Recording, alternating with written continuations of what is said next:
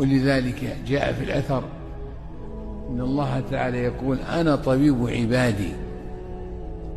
من عبادي من لا يصلح له إلا الغنى ولو أفقرته لأفسدت عليه دينه، من عبادي من لا يصلح له إلا الفقر ولو أغنيته لأفسدت عليه دينه، ومن عبادي من لا تصلح له إلا الصحة فلو أمرضته لأفسدت عليه دينه، ومن عبادي من لا يصلح له إلا السقم فلو أصححته لأفسدت عليه دينه.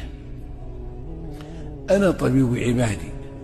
ذلك قال تعالى للنبي صلى الله عليه وسلم: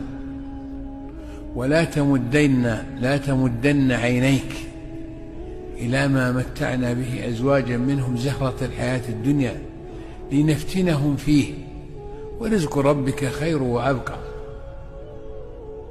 ما أعطاك الله من حال أو مال أو غنى أو كذا قل أو كثر أو صحة أو سقم أو غير ذلك، فهذا هو الحكمة، ولو كانت الحكمة في غيره لا أعطاك الله ذاك.